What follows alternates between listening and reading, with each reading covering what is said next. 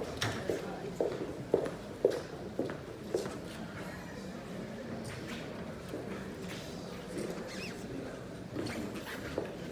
tardes.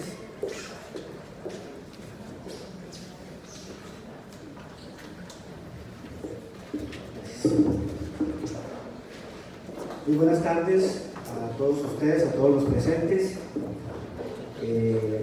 Un agradecimiento enorme a la legislatura de Santiago del Estero por esta invitación, a las autoridades de la provincia por esta oportunidad que nos dan de poder referirnos a temas comunes, a temas que nos embargan a todos los países por igual, a todos los ciudadanos de América Latina, a todos los países miembros del sistema interamericano de derechos humanos, que es el lenguaje de la convencionalidad, el lenguaje de los tratados internacionales, el lenguaje del derecho internacional, que genera un derecho único para todos nosotros, y es el sobre el cual vengo hoy a referirme en esta primera conferencia, esta conferencia introductoria en la tarde de hoy.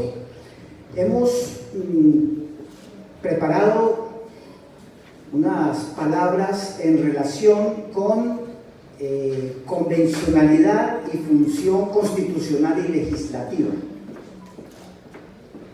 Suena un poco extraño para algunos, sin embargo, digamos que es el fundamento mismo de la organización del Estado y de la organización política al cual nos vamos a referir, pero no bajo el sendero de consideraciones de cierre, de posibilidad de establecer ordenamientos jurídicos aislados totalmente del conjunto de naciones y de principios que rigen el funcionamiento democrático de los estados, que tiene incidencia directa en el respeto a las personas que habitamos en cada uno de nuestros estados. No lo voy a hacer en esa perspectiva de entender que estamos en un ámbito cerrado, aislado, lleno de fronteras, sino todo lo contrario, en un ámbito abierto, integrado, donde hay un discurso común, y ese discurso común se forma a partir del respeto y de los mínimos de respeto a todos los seres humanos en cualquier rincón del planeta. ¿Qué implica eso? Y que tiene unas cargas muy significativas en relación con la construcción de las normas generales sobre las cuales se organiza el poder político y se organiza la vida en sociedad. Es decir, tiene incidencia de una u otra manera, tiene una incidencia directa en el funcionamiento de la vida diaria de los ciudadanos en todas partes del mundo. De ahí la importancia que tiene el trabajo legislativo, pero fundamentalmente el trabajo constitucional, el trabajo constituyente, la posibilidad de armar los cuerpos normativos constitucionales, de configurar el ordenamiento jurídico a partir de nuestras constituciones y desarrollar esa configuración a partir de la labor que tienen los cuerpos legislativos. No voy a plantear la idea de una soberanía absoluta, pero sí de un trabajo soberano articulado con los mínimos internacionales. Por eso, mientras se organiza el PowerPoint un poco para que ustedes se incorporen dentro del tema, el tema va convencionalidad y función constitucional y legislativa, ideas básicas para su construcción jurídica, un reto para la democracia, casos paradigmáticos de la Corte Interamericana. ¿Por qué son ideas básicas para la construcción jurídica? Claro, los principios sobre los cuales se sustentan nuestros ordenamientos constitucionales son principios que devienen no solamente de la creación propia del pensamiento político de cada Estado, sino de la consonancia de ese pensamiento político con las grandes ideas y los grandes principios que gobiernan a la humanidad. Van más allá. Y esto es una idea que viene no solamente de los recientes compromisos internacionales de nuestros países, sino que es una idea antigua, es una idea que viene de los trabajos precisamente de Kant, posteriormente de Kelsen, que nos están diciendo y llamando la atención de que hay una ciudadanía mundial y de que todos pertenecemos a este mundo y que por lo tanto tenemos unos mínimos, unas bases sobre las cuales debemos comportarnos, y son esos mínimos y esas bases las que obligan al ordenamiento jurídico a articular todas las disposiciones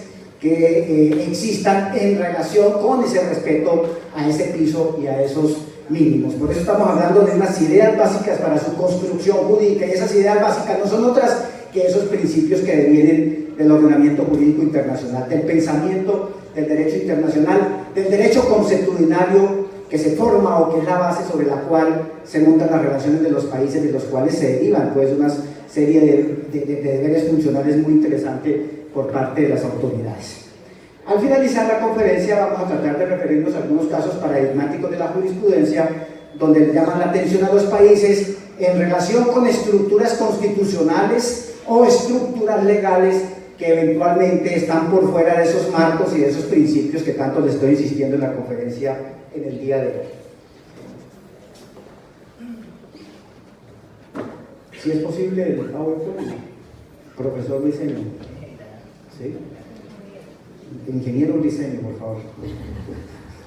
Vamos para poder ubicar al auditorio. Ya está. ¿Ya está? Ya, voy continuando.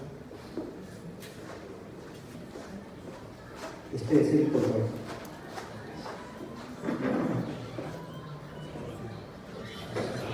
No, apareció el tuyo, Andrés. Muy importante la conferencia del doctor Andrés. Sí.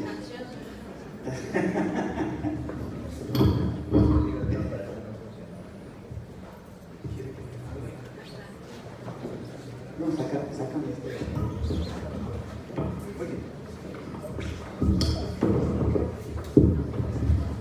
Para hacer un poco más ágil la presentación, acá les tengo organizadas las ideas correspondientes. El tema convencionalidad y función constitucional y legislativa, como les decía, no estamos hablando de un ámbito aislado del funcionamiento de los poderes públicos, lo estamos incorporando todos los poderes públicos dentro del contexto de los derechos humanos. ¿De dónde le viene esa obligación?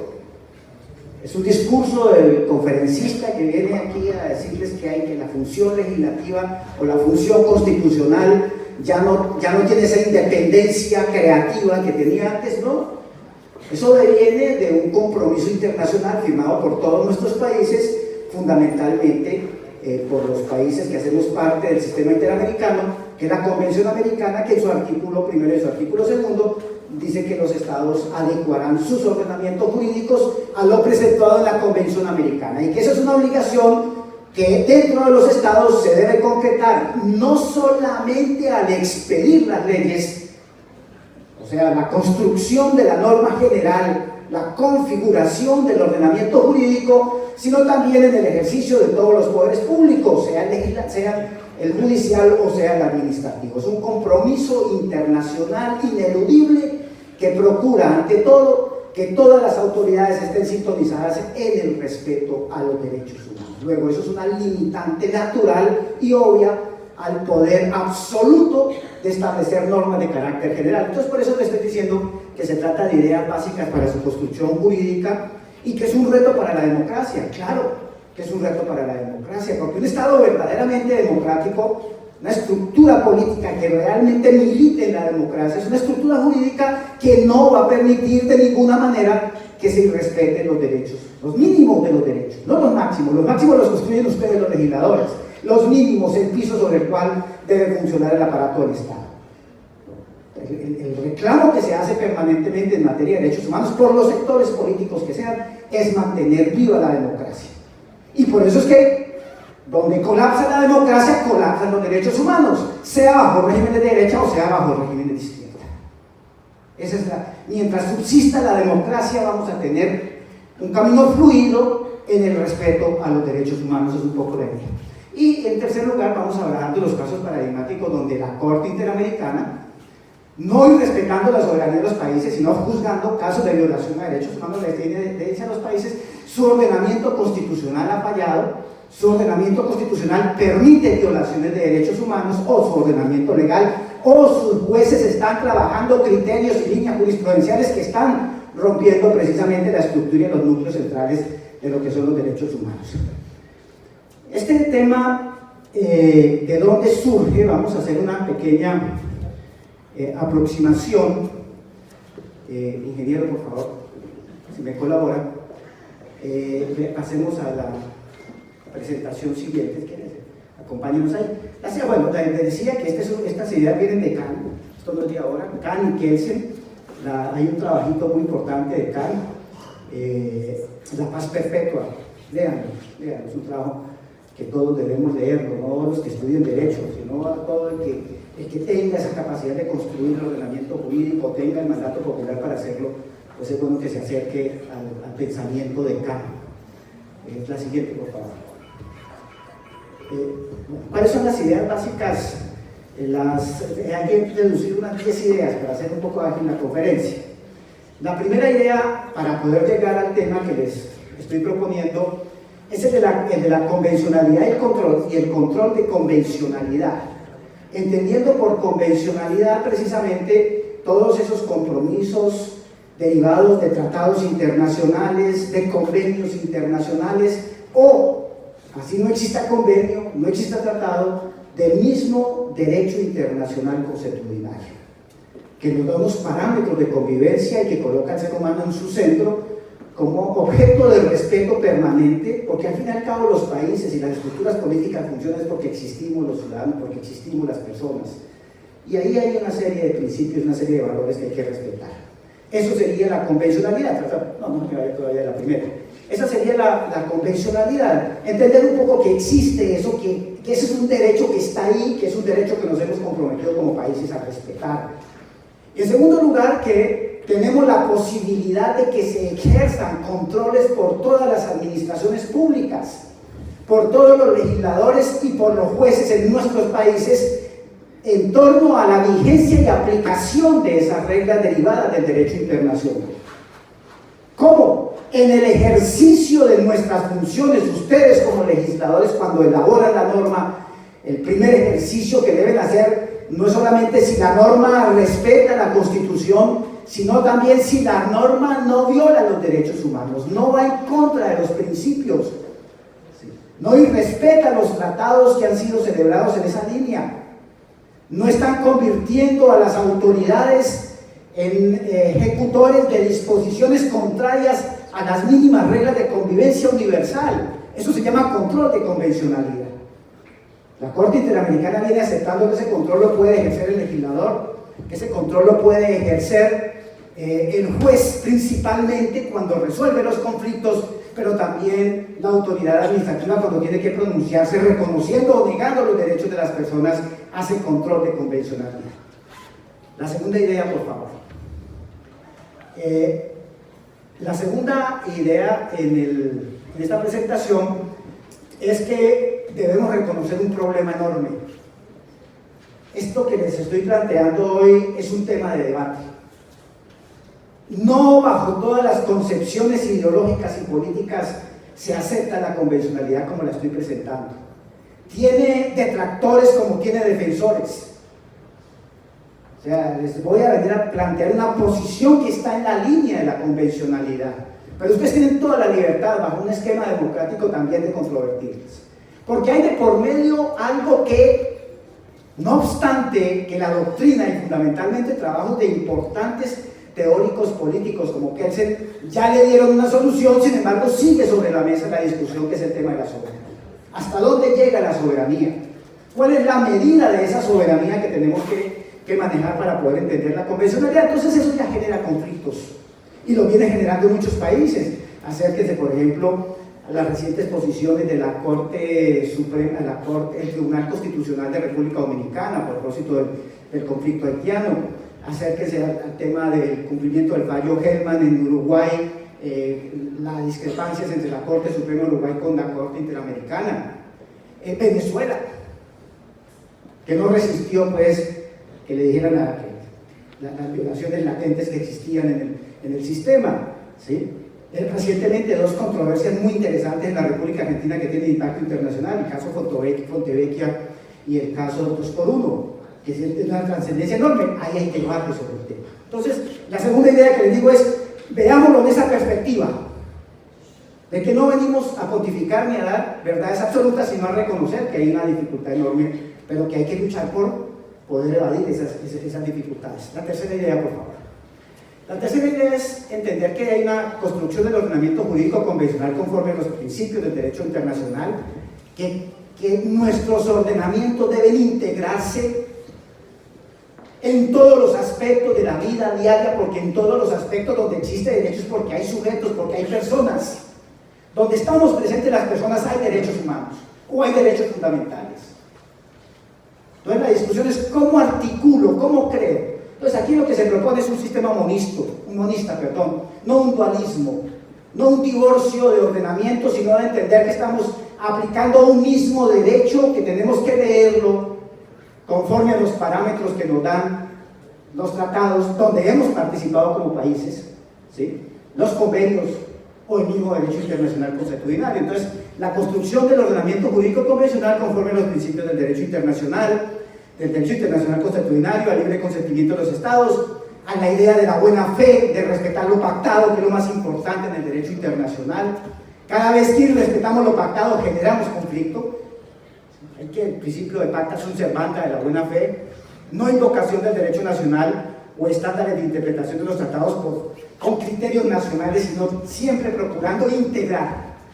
Cuando vamos y argumentamos con derecho nacional, estamos rompiendo eventualmente lo pactado si ese derecho nacional no está en consonancia con lo internacional.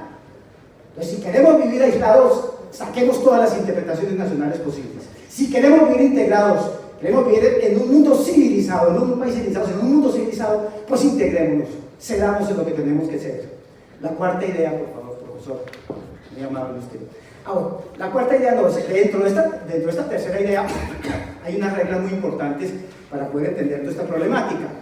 El ordenamiento jurídico convencional como un orden normativo y de principio fundado en el consenso de la buena fe que integra y articula tanto la interpretación como la aplicación del derecho. Claro, al ser un solo derecho, pues se interpreta y se aplica en una sola dirección, no en diferentes direcciones. La segunda regla, por favor. La segunda, el concepto de pacta sunt servanda, que ya les decía, buena fe, compromiso, respeto a lo pactado. El derecho internacional, salvo cuando hay compromisos económicos por allá que los países lo sancionan, pero el tema de derechos humanos, lo normal es que dependamos de la palabra del país. Eso vale. Un país vale por el respeto a sus compromisos internacionales. Comienza a devaluarse, comienza a ser un paria en la comunidad internacional cuando comienza a desconocer lo pactado o a actuar de manera diversa. Ya se va a convertir en un factor de conflicto, seguramente. La siguiente regla. El principio de la fe objetiva en la base conceptual de la pacta sunt servanda, es decir, el respeto directo de lo que quedó en los tratados internacionales. La cuarta, por favor. Esta regla es importante. El consenso convencional es efectividad a partir del sentido útil de lo pactado y posibilidad de invocación del derecho nacional para cumplir lo pactado. La quinta regla. Ya pasamos a la cuarta idea.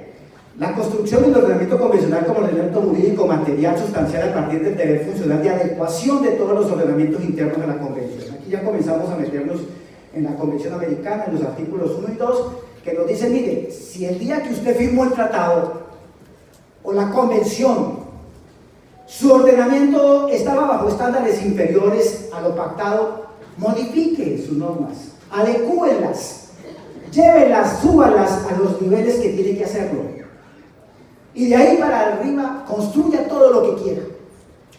Ustedes tienen un margen nacional muy importante en la construcción de sus normas, en la configuración de su ordenamiento, siempre mirando hacia arriba, nunca para abajo.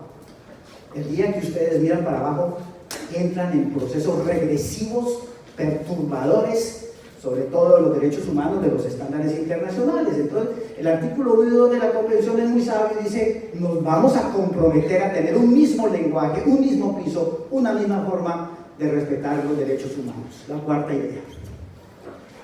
Quinta idea, deber funcional de adecuación del ordenamiento, ya no es crear el ordenamiento que sea necesario, más o menos en consonancia con lo anterior, en todos los niveles, tanto constitucional, legal, administrativo, como en materia de precedentes judiciales. Es un ejercicio que tienen que hacer nuestros tribunales. Es posible que nuestra jurisprudencia se haya venido profiriendo y los casos que hayan llegado a los jueces o a las altas cortes se hayan venido profiriendo con estándares por debajo de los internacionales. Eventualmente lesivos a los derechos, porque los merman, porque los reducen, porque establecen elementos que no son propios o que hacen que se aminore la intensidad de la protección a los derechos subjetivos.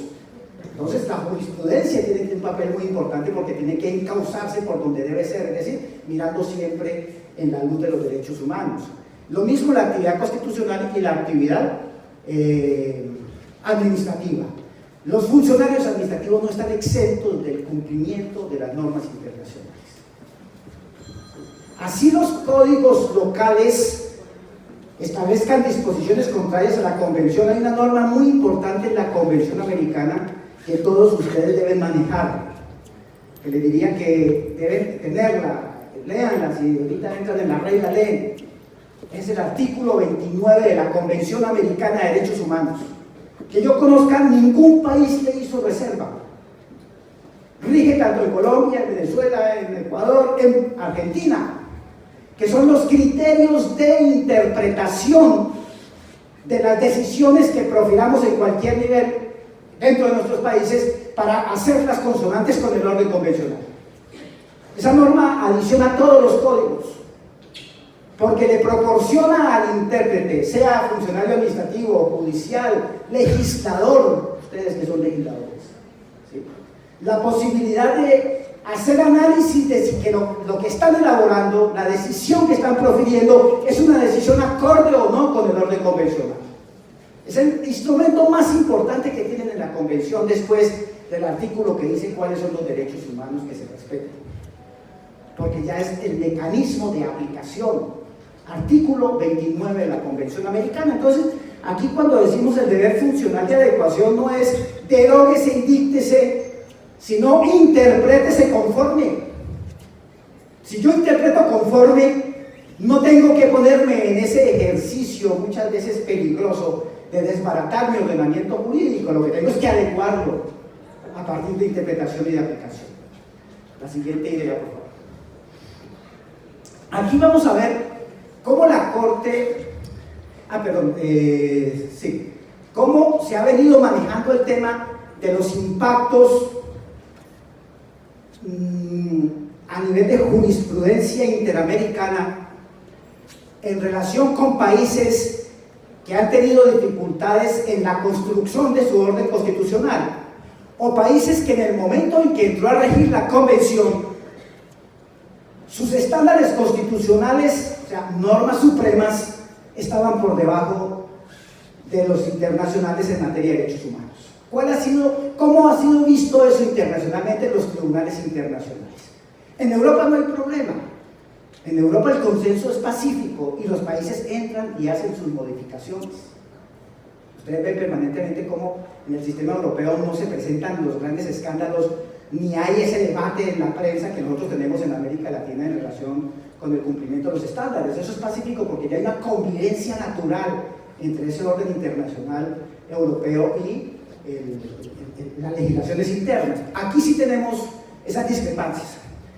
Casos concretos de declaratoria de contradicción entre las constituciones políticas de los estados partes y el ordenamiento jurídico convencional. O sea, aquí vamos a norma suprema. ¿Por qué? ¿Por qué traigo el caso de la norma suprema? Porque en muchos discursos que se escuchan académicamente se parte de que el orden convencional no puede afectar las constituciones, no las puede tocar. Pues las constituciones es derecho local. Y si firmamos otro tratado internacional muy importante fuera de la Convención, que es la Convención de Viena del año 68 sobre el derecho a los tratados, ahí hay un principio básico de convivencia internacional. Y es que yo nunca le puedo decir a los demás países que firmaron el tratado que mi constitución dice que eso no es así. Los demás países, vean, su constitución poco me importa. Usted hizo un compromiso internacional y su palabra, pacta sunt servanda, lo debe respetar en esa idea. Luego, más bien, adecúe sus constituciones. La siguiente, Andrés, por favor. Tenemos aquí varios casos.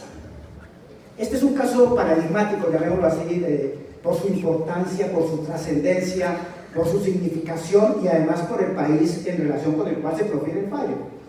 Porque no es un país al cual estén diciendo su ley es deficiente. A Chile le dijeron en este caso su constitución es deficiente y su estándar está por debajo de los tratados internacionales y de los mínimos en derechos humanos. La Corte conoció un caso de censura previa de una película, en la época en que se aplicaba la censura directa por el gobierno chileno. Actuación era la censura, según lo establecido en el artículo 19.12 de la Constitución de Chile, lo que se oponía al derecho de libertad de expresión y opinión consagrado en el artículo 1 de la Constitución. Entonces la Corte dijo, acá encuentro, hay una discrepancia profunda en cuanto a la redacción de su artículo 19 en relación con el derecho que tiene toda persona de expresar sus opiniones, y en la película hay una opinión, hay una versión sobre un suceso, sobre una concepción del mundo, etc. Usted tiene que respetarlo. Usted puede estar limitando de manera, digamos así, injusta en relación con lo que es la intensidad del derecho a la libre expresión y de opinión. La Corte en dicha decisión ordenó que Chile adoptara las medidas apropiadas para reformar. Fíjese que ahí no es un acto grosero en el cual le dicen derogue su constitución, o esa constitución es inconstitucional, esa constitución es inconvencional. Por lo tanto, ustedes mismos edifiquen la norma conforme a los parámetros que ustedes se comprometieron a cumplir internacionalmente. No se la deroga, sencillamente le indica dónde está el problema para que adopte el correctivo, en este caso un correctivo constitucional. La siguiente, profesora Andrés, por favor. Caso Hilario Constantín, Benjamín y Trinidad Tobago del 21 de junio del 2002. La Corte consideró que las limitaciones establecidas en la sección 6 de la Constitución de dicho Estado que restringe la revisión judicial de las leyes eran incompatibles con la Convención, dado que por esta vía se instituía la impugnabilidad de ley en el delito contra personas, que también contraria a la Convención. ¿Sí? Entonces le dicen, mire, esa norma constitucional donde usted no puede revisar las leyes, pues es que atenta exclusive contra su misma Constitución. ¿Cómo es que puede existir una ley que no pueda tener un control de constitucionalidad? Y mucho menos una ley, y cómo puede existir una ley que además de ser, que posiblemente es inconstitucional, sea contraria al orden convencional? Eso no lo entiende, no está dentro de un orden lógico, que se invierta, en este caso, las fuentes mismas en la concepción del manejo de la estructuración del Estado, la configuración del Estado, y tenga usted unas leyes que están por encima del orden constitucional o convencional. Entonces también viene esa disposición. La siguiente, por favor. Caso Saecer de Trinidad y Tobago del 11 de marzo de 2005, la Corte esta vez ordenó al Estado proceder a enmendar la sección 6 de la Constitución en cuanto a imposibilidad a las personas de un recurso efectivo ante un tribunal competente para la protección de violaciones de sus derechos humanos. Además, destacó la Corte el deber que tienen los Estados de adoptar disposiciones de derecho interno respecto de las normas, con respeto de las normas de la Convención. La siguiente, por favor. Caso Boyce y Barbados, fallo del 20 de noviembre de 2007. La Corte continuó afirmando esta posición cuando juzgó contraria a la Convención el artículo 26 de la Constitución de Barbados, que trata de la cláusula de exclusión de control de constitucional de la ley. Se vuelve el mismo problema de no entender, inclusive, que es el mismo control de convencionalidad. La siguiente. No, la siguiente. Da Costa Cadogán contra Barbados, también en ese mismo sentido. Por favor, Andrés. Viene la opinión consultiva. Esto es bien interesante.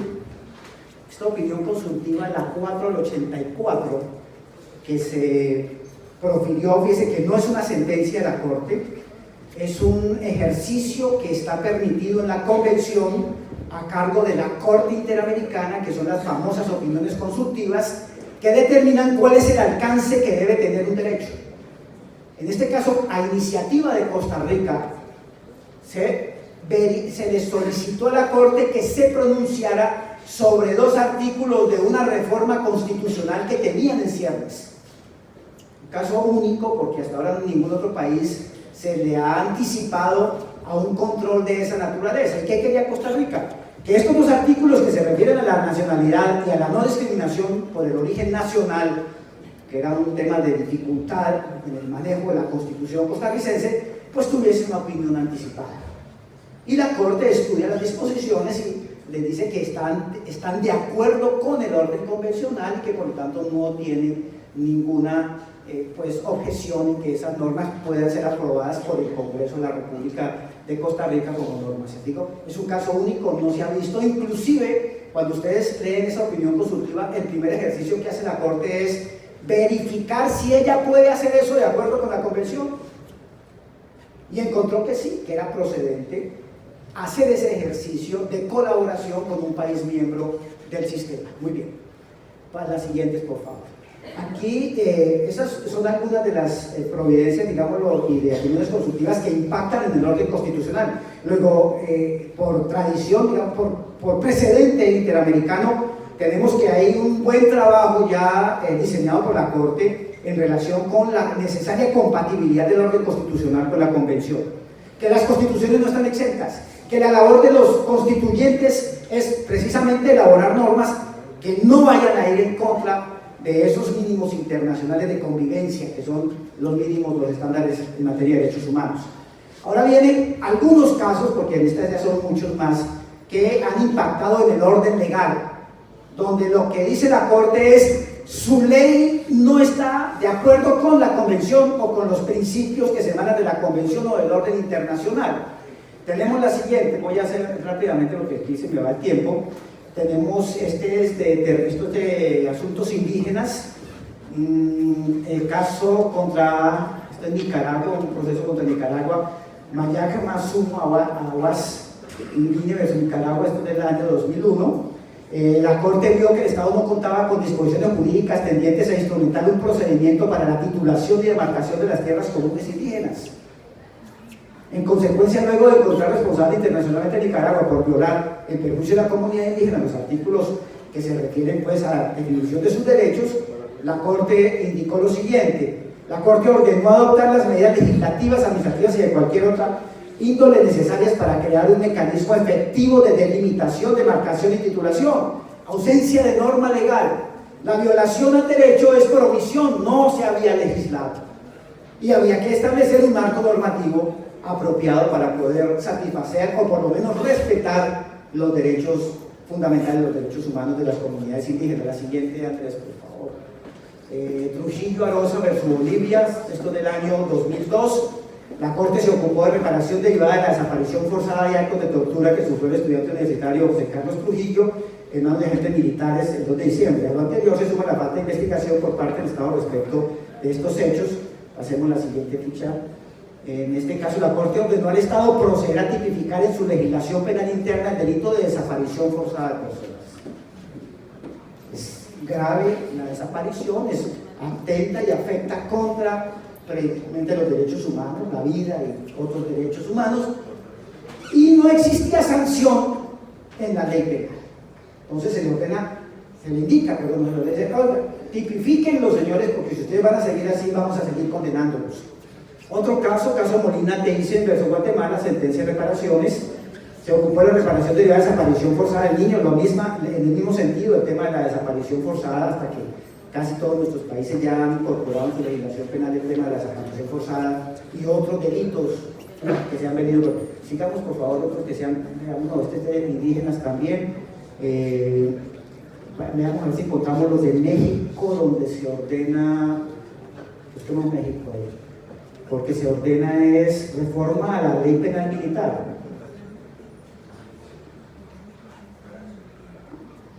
Radilla Pacheco, este es un caso paradigmático que implicó grandes reformas. México, inclusive México le salió al paso a todos estos problemas que se estaban dando con el sistema interamericano y adecuó hace unos 6, 7 años, modificó su constitución y en el artículo primero reconoció la convencionalidad, que dijo que su orden constitucional se adecuara perfectamente al marco, modificó el artículo 1 y el artículo 76, si no estoy mal, de la Constitución, y ordenó a todos sus jueces proferir decisiones coherentes, y los precedentes del sistema interamericano, los fallos del sistema interamericano, ordenó aplicarlos internamente. Claro que eso ha tenido sus modulaciones en la Corte Suprema de México. pero a partir de este caso Radilla Pacheco y otros casos similar, se produce, invita a hacer esas modificaciones, en unos casos a la Constitución, en otros casos al Código Penal Militar, que era el código que establecía situaciones inequitativas con el orden convencional. La siguiente, por favor. Avancemos, pasemos al siguiente, que es en el caso Gelman también, pero no, avancemos. Pues no me da tiempo. Busquemos la siguiente, que es acá, orden administrativo. Frente a las autoridades administrativas es permanente. Yo diría que el gran énfasis del trabajo de la Corte en materia de instrucción a los países ha sido en el ámbito administrativo. Eso por una razón, porque no es tanto por la omisión en la Constitución o en la ley. El problema de las autoridades administrativas es por acción, básicamente, porque son los que tienen de frente el tema del manejo de la persona, de su contacto, de su relación. La función administrativa es esencial. Luego, el gran énfasis de la Corte ha sido los casos en los cuales se han ordenado medidas de carácter administrativo. Sigamos, por favor, Andrés, este tema. El caso de los indígenas en cuanto a Paraguay. En Paraguay es bien interesante. El caso de Paraguay, tenemos cambio de procedimientos administrativos, adopción de procedimientos administrativos, inclusive en algunos otros casos contra Paraguay que veíamos el día lunes, tienen relación directa con el manejo carcelario de menores, deficiencias administrativas que deben ser corregidas para realmente que el tratamiento de las personas condenadas o de los privados de la libertad pues sea el más satisfactorio. Y eso no implica modificar las leyes, porque lo que dice la Corte, las leyes son perfectas. ¿Dónde estuvo la violación al derecho humano? En el funcionamiento de la administración. La falla estaba ahí y por lo tanto había que adoptar correctivos. Este es un caso de Paraguay. Este es bien interesante porque este es Ishel Brosten versus Perú. Este es un caso de actuación administrativa irregular en relación con un socio o propietario de un canal de televisión en la época del señor Fujimori, donde las actuaciones o desviaciones no fueron del legislador ni de los jueces, fueron de la autoridad administrativa que forzó precisamente a este señor o lo expropió de su titularidad y le violó los procedimientos del debido proceso. Este caso es muy interesante para que ustedes lo miren, de lo que es la arbitrariedad de la administración y cómo las órdenes van dirigidas al tema de la administración. La siguiente, el Granier, devolvamos los otros anteriores, el Granier, ¿no? Este es el de Radio Caracas Televisión. Este de Radio Caracas Televisión es tan importante que lo miren porque incide en el tema de contratos del Estado inclusive, porque es el tema de la concesión de la televisión en Venezuela, de los pocos fallos que uno encuentra en el sistema interamericano referidos a la desviación de poder. Recuerden que el tema de la desviación de poder es un tema propio de nosotros los administrativistas, es la esencia misma de la configuración de causales de nulidad de los actos. El análisis de la Corte va a analizar lo que es desde el punto de vista del derecho internacional la desviación de poder, cuando se le desconoce a los señores Granier y otros socios de Radio Caracas Televisión precisamente la posibilidad de volver a participar en un proceso de selección para ver si eran titulares nuevamente del contrato de concesión. ¿De qué manera lo frustran? Le hacen todo tipo de artimañas y por último les dicen: ustedes no pueden estar acá, nosotros nos vamos a quedar con el espectro. Le dijo el señor Chávez: eso es mío, y lo sacó de una. Y acá viene pues precisamente la Corte a decir: a ver, ellos tenían una expectativa, había un interés de participación y ustedes le desconocieron ese interés. El problema no se está analizando a nivel constitucional, no se está analizando a nivel judicial, se está analizando este comportamiento abusivo de la administración y las órdenes van en ese lugar. La siguiente, Andrés. Pueblos indígenas, aquí es que la de los indígenas es una línea larga donde también no tiene un impacto jurisprudencial, ya es líneas jurisprudenciales de las Cortes. La semana pasada los invito, hay un pronunciamiento de la Corte que no alcancé a incorporarlo acá en esta ficha, que es en el caso de la jurisprudencia del Tribunal Constitucional de República Dominicana en el problema con los haitianos, con los niños haitianos, que no dan registro civil. Y la Corte, el Tribunal Dominicano resolvió declarar la inconstitucionalidad de la adhesión de República Dominicana al sistema y generó unos problemas de debate y de enfrentamiento con el sistema interamericano y obviamente con las víctimas mismas de estas deficiencias administrativas. Y todo el problema gira es a que se les dé el registro civil a los niños cuyos padres no son dominicanos según la Constitución de República Dominicana, sino que son haitianos. Eso es un tema de una susceptibilidad enorme. Entonces, aquí es el caso. Entonces, aquí veamos algunos. Este es el caso Cepeda Vargas, ahí a Colombia también. Cepeda Vargas era un senador del Partido Comunista que fue asesinado en las calles de Bogotá. La muerte del senador Cepeda, lo juzgó el Consejo de Estado de Colombia. Condenó al Estado por falla en el servicio, o lo que dicen en Argentina, la falta del servicio, no le brindó la seguridad adecuada a una persona que tenía serios riesgos. Pero la Corte Interamericana volvió y asumió el caso. ¿Por qué? En los argumentos que utilizó el Consejo de Estado para condenar al Estado colombiano por la muerte de este señor, desechó toda la investigación penal que había sido aportada a la causa administrativa. Y el argumento para no considerar esas pruebas era que venían en copia simple y no venían autenticadas. Pónganle todo el argumento. Y dice la Corte Interamericana: ¿cómo así, señores Consejo de Estado, que ustedes desechan un componente importante de la prueba contra el Estado como es el expediente penal con ese argumento? Cuando además la cuantificación de la condena podía modificarse por si esas pruebas eran consideradas. Entonces vuelve y redice, es que esos formalismos no son propios de temas de esta magnitud, ustedes no pueden desechar. Entonces le faltó el sello. ¿Sí? Ese expediente estuvo 10 años a los ojos de todas las partes procesales y nadie dijo nada, todos los días dieron por cierto, y usted, juez, no sale ahora que no lo va a tener en cuenta. Entonces ahí viene el condena contra Colombia precisamente por este caso. Otra, Artavia Murillo y otros, fecundación in vitro hasta de Costa Rica.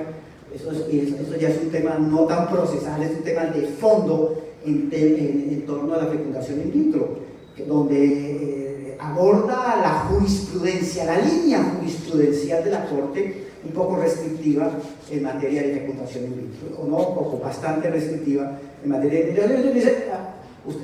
La línea que realmente los mínimos en cuanto al derecho que están en juego en la fecundación in vitro son estos, y por lo tanto estos fallos son desconocedores, son regresivos, pueden afectar los derechos de las personas, sobre todo de las mujeres.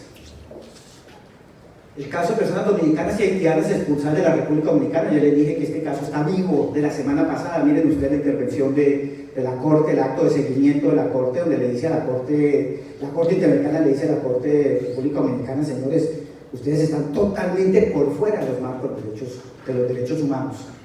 La siguiente, por favor. Otra. Bueno, esas ideas, vean ustedes entonces en esta quinta idea cómo les muestro que el discurso que les traigo hoy tiene realidad. No es un discurso retórico para decirles: señores, pónganse a hacer test de adecuación de sus normas constitucionales o legales al orden convencional, sino que cuando no lo han hecho, vean lo que ha pasado. Son casos concretos de la vida de los últimos años en nuestros países, dentro de este lenguaje común, dentro de esta casuística común a todos nosotros.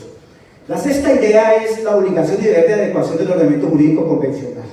Es un trabajo permanente, cada vez que haya inconsistencias, cada vez que encontremos dificultades, pues tenemos que ir haciendo ese trabajo de adecuación. ¿Y de dónde deviene? Del artículo 2 de la Convención Americana.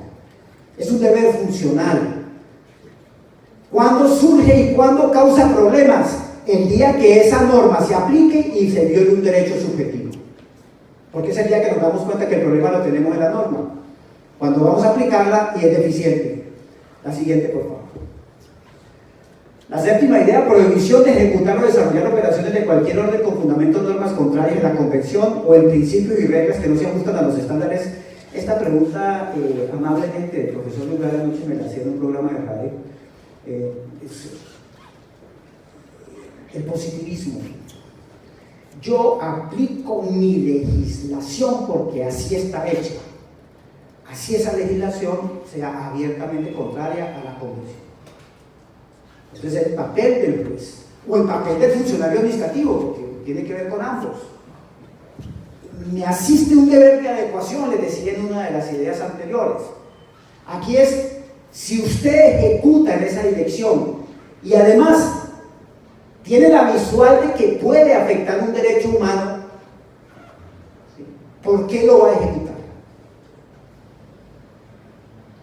De inmediato usted ya está actuando por fuera de los marcos del ordenamiento jurídico y está generándole al país un problema, porque de ahí lo que va a surgir es una demanda internacional. Entonces es preferible que el asunto se resuelva internamente, o que no se aplique la norma, o que se aplique en consonancia con el orden convencional. Pero hacerlo, ejecutándolo contrariamente, es una dificultad, es un problema. Entonces véanlo por el lado del problema. No, es que yo aplico, claro, a los 10 años o 15 años viene la condena contra el Estado por esa actitud prepotente de quien cree que puede aplicar un ordenamiento jurídico a sabiendas de que es contrario al orden convencional. La siguiente idea octava: consecuencias internacionales de desconocimiento y violación del Estado de sus deberes funcionales emanados de la Convención por dictar y mantener normas contrarias. Es la misma idea anterior. Esas serían octavas, ya, sigamos ahí al final. Esas serían algunas ideas que quería transmitir en el día de hoy. No me extiendo más sobre el tema de la necesidad permanente que hay en todos los poderes públicos. O, si no nos gusta, pues sencillamente denunciemos el tratado. Nadie nos obligó a ir a firmarlo. En su momento consideraron nuestros países que era una vía adecuada, era el mejor instrumento, y además dijeron, nos comprometemos a hacer todo esto, porque toda la explicación que les acabo de hacer no es sino de una simple lectura del artículo 2 de la Convención Americana en concordancia con el 29, o de los artículos 26 y 27 de la Convención de Viena del año 69, que dice que yo tengo que cumplir los tratados de buena fe, pacta sunt servanda, que es una regla esencial de convivencia en cualquier lugar del mundo, y segundo, que no me la voy a dar de vivo y estar sacando argumentos locales de derecho nacional con el fin de perturbar lo que yo ya pacté. Si eso es así, pues entonces tengamos una vocación de no pertenencia al ordenamiento jurídico internacional, que de por sí ya es reprochable, pero para algunos sería mejor que estar ahí haciendo males y no cumpliendo o haciendo artimañas para no cumplir con lo pactado internacionalmente. Entonces les dejo estas ideitas ahí, ¿no?, para que las tengan, las analicen, que son temas fundamentales en la actividad legislativa. Muchas gracias por la atención.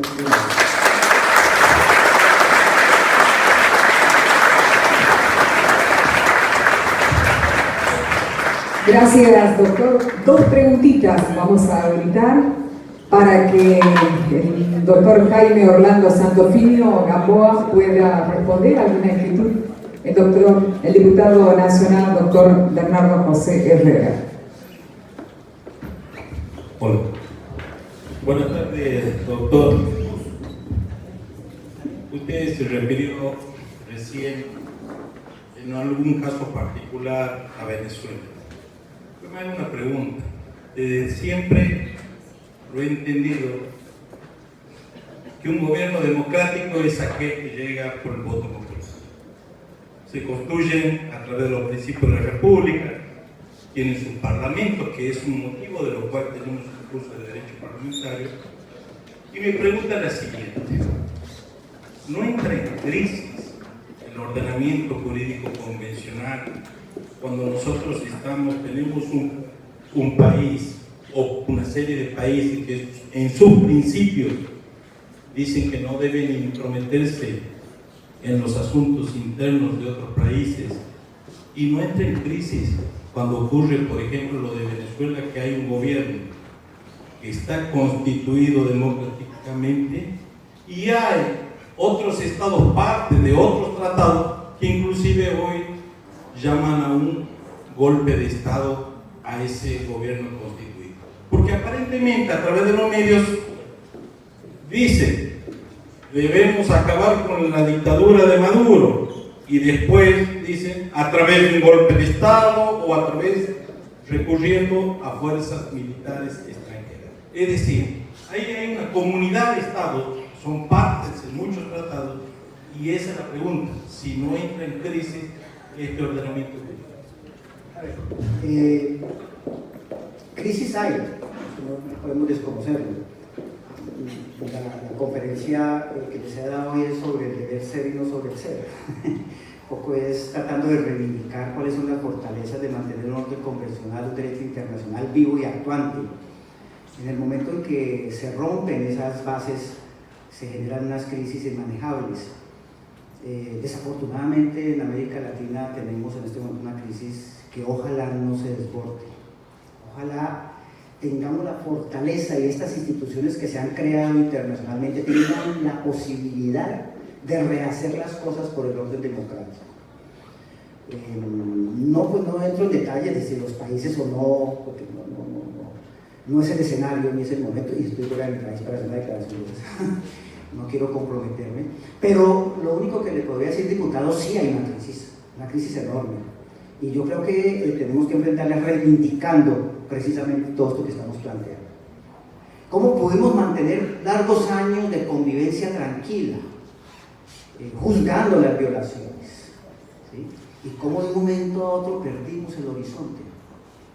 Yo creo que América Latina no se merece lo que está pasando, no se lo merece.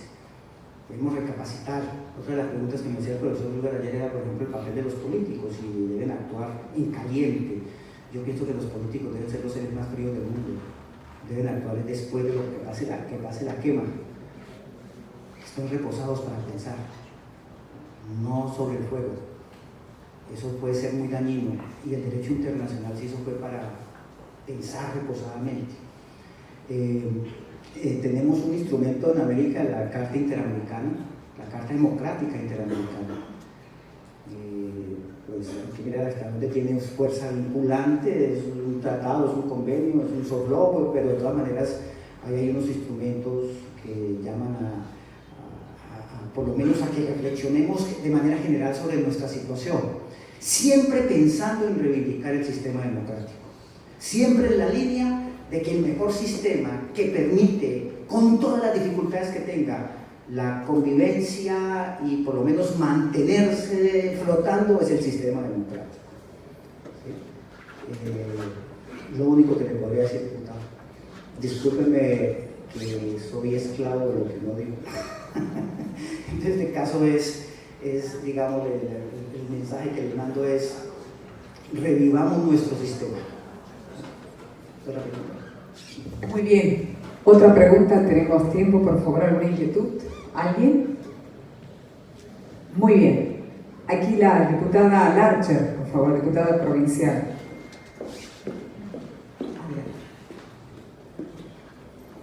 Sí, doctor, ¿nos podría dar un fallo que haya dado a la Corte en relación a nuestro país para cambiar o modificar un consejo a nuestro poder legislativo o judicial?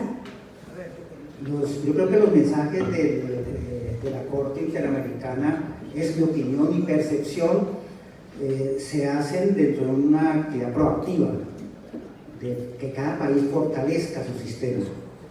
No es reemplazar al juez nacional, no es reemplazar al legislador, sino decirle... ¿En Argentina?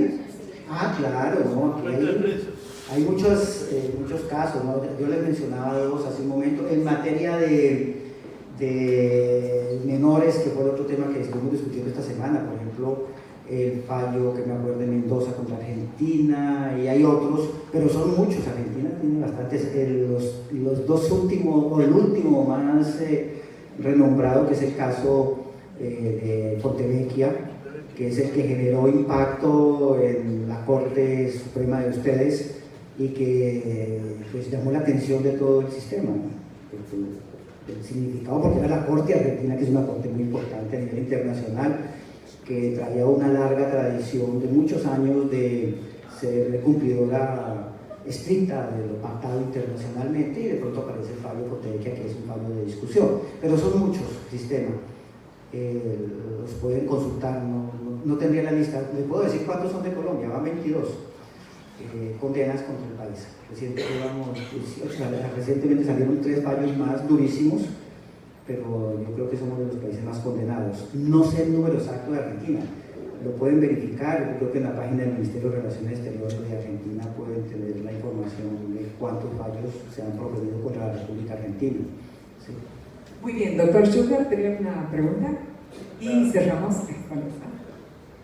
Una opinión, si puede dar de un documento presentado ante la OEA la semana pasada por 5 países latinoamericanos integrantes del sistema, liderados por Chile, y que están tanto Colombia como Argentina integrando ese peligro, ¿no? Como sí, que pide un cambio de paradigma, un cambio de posicionamiento sobre cómo actúa la Comisión, fundamentalmente la Corte Interamericana, ¿no? Sí, lo conozco, está en la prensa, salió hace unos 15, al principio de esta semana, al principio de este mes. El documento es de finales de abril. Para mí es fatal porque es un documento que parte de imprecisiones y parte también de unas percepciones que no son ciertas. Vean ustedes en la exposición que les hice hoy cómo la violación de derechos humanos impacta en todos los poderes, algunos más protagónicos que otros, pero es difícil saber dónde es que se violó un derecho humano, y eso tan solo se va a saber es en el momento del fallo. Es decir, mire, el que violó aquí fue una autoridad administrativa, comprometió al Estado un juez, comprometió al Estado el legislador o el constituyente. Entonces el documento dice que se están metiendo en aspectos que nada tienen que ver con derechos humanos. Eso es un gravísimo error, porque el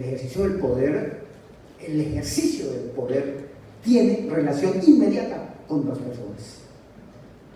Para eso existen los poderes públicos, para regular la vida, para manejar la vida, para ordenar la vida de las personas. Es que eso sería entender un país sin sujetos, sin personas. Entonces yo no entiendo. Y la otra el otro documento fuerte que trae ese documento, que es más político que fuerte, es el tema de que la Corte no respeta a los países, el principio de la subsidiariedad que se llama en el sistema interamericano. ¿Cuándo actúa el juez interamericano?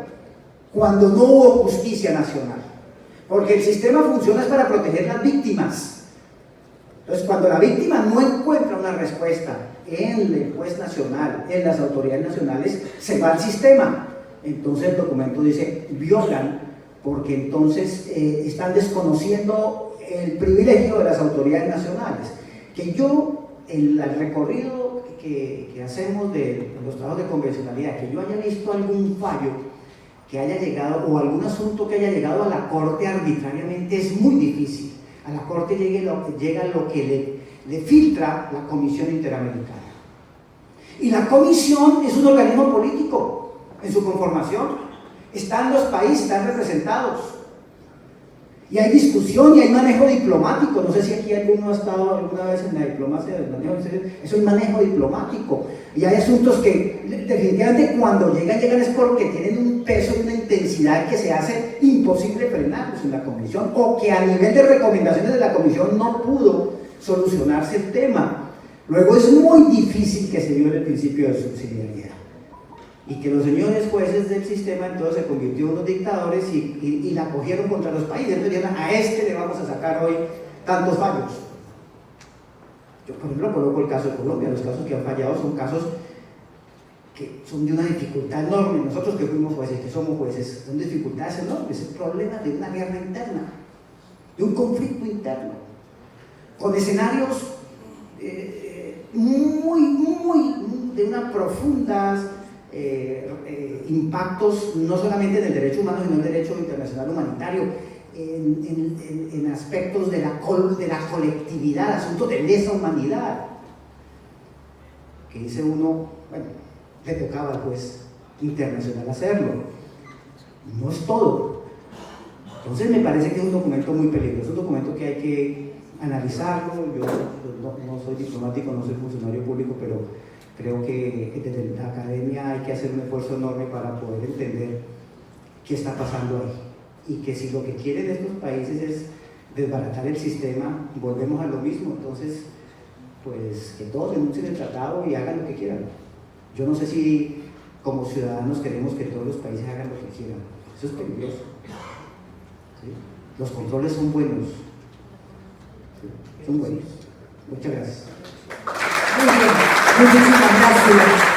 Un aplauso para el doctor Jaime Orlando Santofimio Gamboa. Aquí le invitamos, por favor, doctor, a pasar a firmar el libro del acta fundacional de la Asociación de Derecho Parlamentario. Por favor, también les invitamos a las autoridades que no han hecho lo propio a hacerlo en este momento. Y esta es la primera parte de la disertación. Por favor, doctor Schultz, doctora Vélez, por favor, a firmar el libro del acta fundacional. También invitamos a los señores diputados provinciales que faltan. Esta es la primera disertación, aún faltan 2 disertaciones. Vamos a hacer un pequeño receso. Primeramente vamos a pedir a las autoridades que nos han acompañado, por favor, aquí la gente de ceremonial los va a acompañar.